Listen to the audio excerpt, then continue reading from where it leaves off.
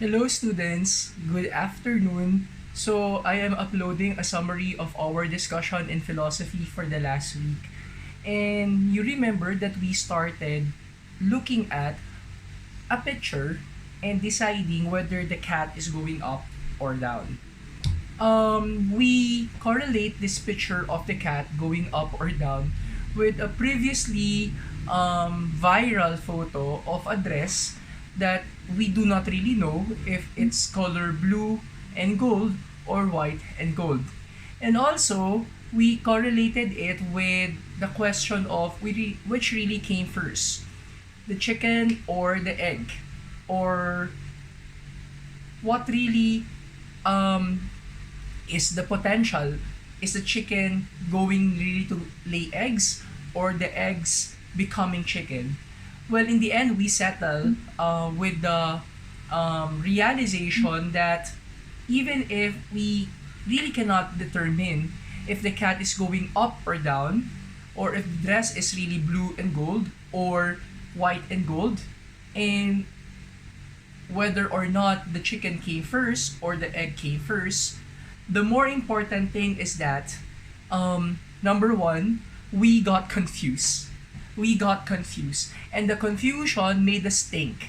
And this thinking convinced us, according to the words of Rene Descartes, cogito ergo sum, that we are alive, that we exist. Because no one else can think for us.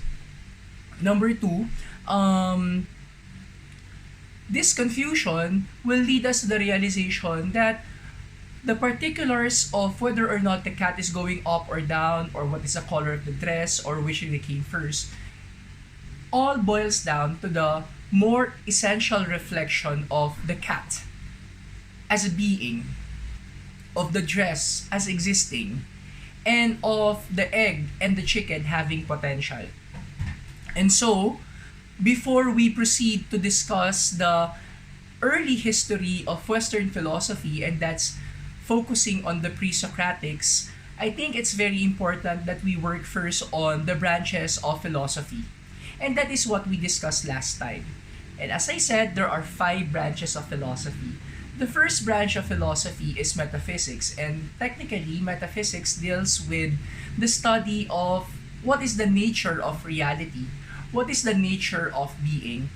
And unlike the more concrete, more functional, more convenient discussion on physics that deals with the thought of what is gravity, what is acceleration, what is equilibrium, what is speed and power, which is more practical and easily deciphered because of formula and because of the exactness of data that can be obtained from the physical world.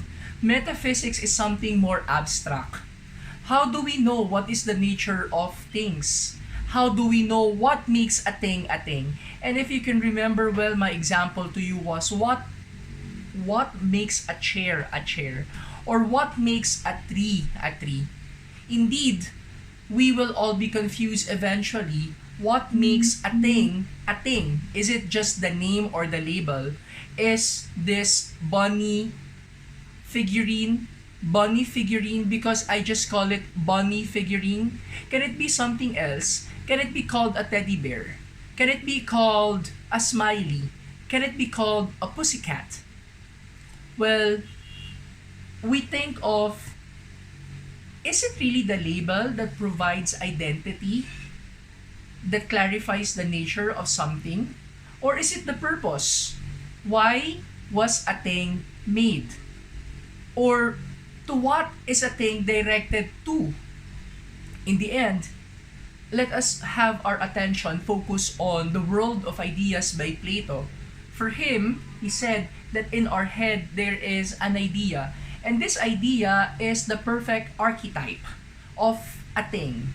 For example, in our head, there is the idea of a chair, or a tree, or a cell phone, or a shirt, or an electric fan. Everything, even material or non-material, has an archetype idea in our head.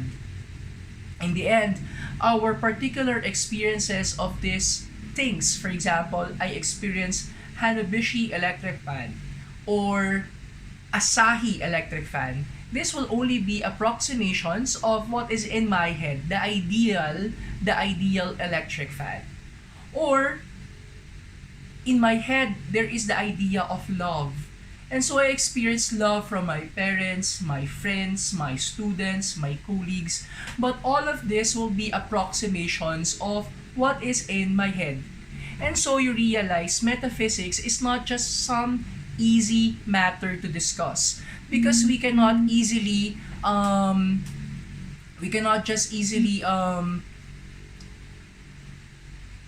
try to approximate something into labels, into words, into purpose, into intentions. But in the end, we have to reflect really how it connects with the greater reality of being.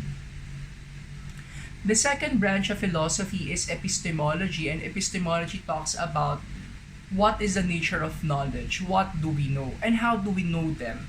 So, I remember discussing to you the two ways through which we get to know things. First, empiricism. Empiricism is when we get to know a certain thing because we experience it. And we experience it through our sense organs. We had seen it, we had tasted it, we had heard it, we had smelled it, and we had felt it. However, in the end, we realize that our sense organs may fail us because it's limited, it's vulnerable. What if our sight is blurred? What if at a particular moment we don't have the sense of taste because we have colds? So, what will happen to our perception? It then leads us to the question of subjectivism and relativism. Another thing, do we really need to experience everything just for us to know this? For example, how do we know how it is to be under the water, under the sea? How do we know how it is to fly? How do we know how it is to fall in love if we had not fell in love yet? So, it is not always necessary for us to experience because the other way through which we can get knowledge is through rationalization. We can abstract things from what we heard, what we read, what we imagine, and that is when we realize the power of our mind. Now, going to the idea of truth versus opinion, Francis Bacon would be very, very particular in discussing to us the idols of the mind.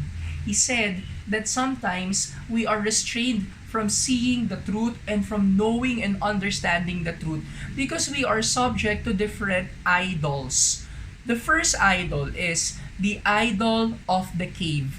The idol of the cave is when we merely subscribe to long-standing knowledge and traditions, and we are so narrow-minded we do not care really about dynamism, change, and we are already happy with where we are situated.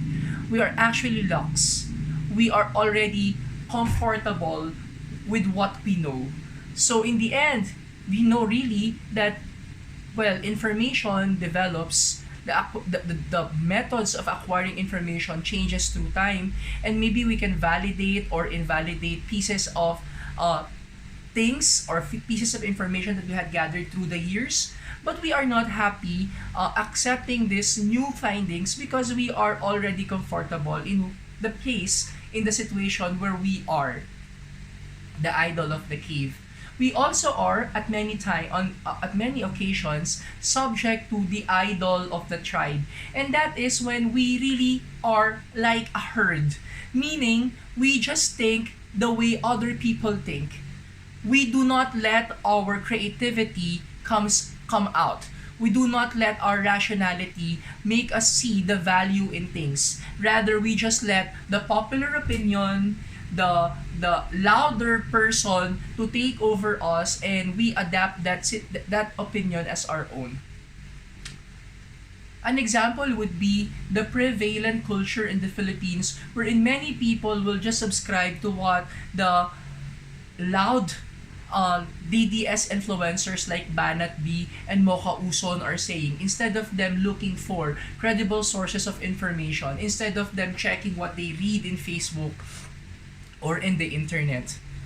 The third idol is the idol of the marketplace. And you know very well, when we are in a marketplace, it's noisy there. And the vendors there would like to sell us things, even if we know that these are all rhetorics and flowery language. We are actually just swayed by their influence. And so, sometimes, instead of us trying to find the truth, we are easily given to the opinions of people about who we are and what the world is. Idol of the marketplace. And finally, we have the idol of the theater. And in the theater, we are moved by emotion. We are moved by gesture. We are moved by extravagance. We are moved by the dramatic rituals. And in there, instead of us using our minds, we let emotions get the better of us. Instead of us looking at things critically, we just let our feelings take over us. So in the end, we do not really decide. We really do not decide based on soundness of wisdom or truth, but we decide based on what we will technically feel. Based on what we feel, are we happy or are we sad? Are we elated? Are we excited? Are we angry or are we nervous? So, the four idols according to Francis Bacon. The third branch of philosophy is ethics, and ethics talks about what is good and what is bad. Sometimes we say that goodness should only be extended to those people who are close to us. But then again, we ask ourselves, what is the value of humanity? And so we refer to the universal measure of goodness according to Immanuel Kant. For him, there is a universal measure of goodness. And what is that? If you do the same thing to a person regardless of him being a friend or not, and if you expect that person to do the same thing to you, if for example, you are in that same situation. So for Immanuel Kant, it is not anymore distinguished by labels or characterization. The important thing for Immanuel Kant is there is uniformity. Will I do this to a person and expect that person to do the same to me? For example, I saw my mom fall down the stairs. Will I help her? Of course, I will help her. If Sir Bunyag falls down from the stairs, will I help him? Of course, I will help him. But the question is, will we do that to Rodrigo Duterte if, for example, he falls down from the stairs? Will we do that to Nurmi Swari? Will we do that to Mocha Uson? Of course, we will do it. We must, because all of them, regardless of who they are all humans and all vulnerable. And we expect that if, for example, we are the ones falling from the stairs, they will do the same to us. Next, logic, the fourth branch of philosophy, and that is about the soundness, reasonableness, correctness, validity of our arguments. And we will discuss about it, the fallacies, the validity of our statements, the premises that we do. And finally, aesthetics. Aesthetics talks about beauty. Now, the question is the beautiful good? And if it's good, is it truth?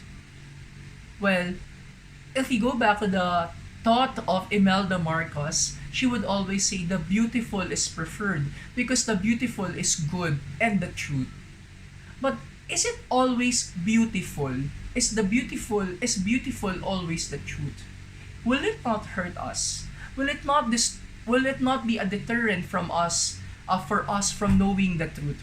Or is beauty or aesthetics merely a deviation from what really is the truth that confounds us all? So basically, ladies, that's our discussion last week. We will continue our discussion this coming week on, I think, the methods still of philosophy. But I hope you were able to observe that you were able to identify that one of the essential methods in philosophy is observation, reflection, and reflection, observation and reflection. Goodbye, ladies.